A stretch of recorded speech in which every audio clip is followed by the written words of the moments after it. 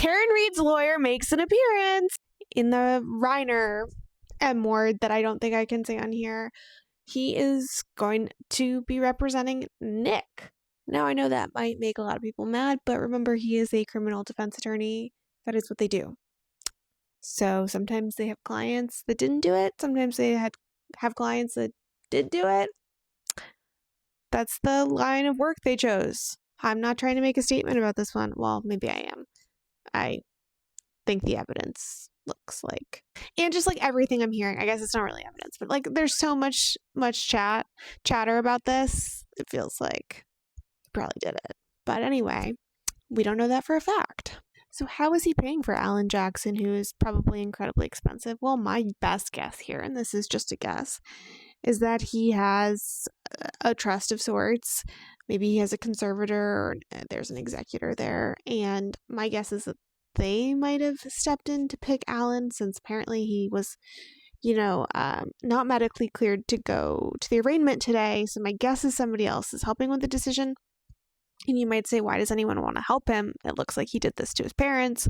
They probably feel like they have to, because if they're the executor or conservator, they have fiduciary duties. And so if there's money in this trust and they're like, oh my gosh, he's been accused of M word, then they probably feel like they have a fiduciary duty to do this and to hire good counsel on his behalf. This might then lead you to think about inheritance here, right? If he actually did this, he obviously doesn't deserve to inherit from his parents.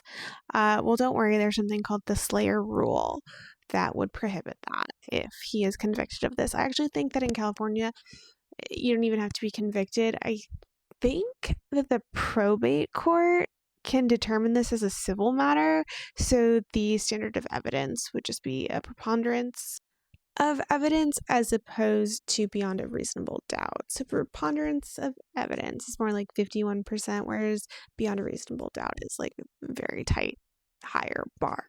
That's the criminal court standard of proof. So let me know what you guys think. I was thinking about something else. I think Dr. Ammons, who's that brain doctor that the Kardashians go to, I think he was on, maybe it was a Tucker Carlson podcast not that long ago.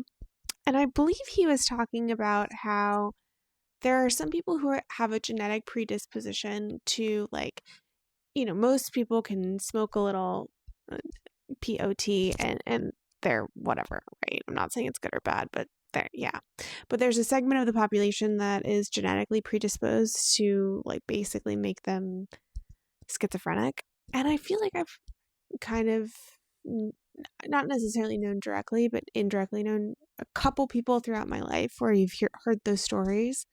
One in particular, I actually had a family friend who was he had his throat.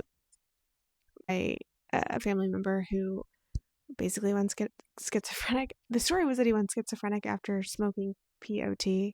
People always assumed it was laced with something, but Dr. Ammon seems to suggest that there's more research, that there's like a genetic predisposition that sometimes you just don't know. So I wonder if that's the case here. It's hard to say, right? I think the science kind of has to catch up, and it's a chicken and egg situation too, to some degree. Like, what comes first? But I've been thinking about that episode a lot, and I want to go back and listen to it.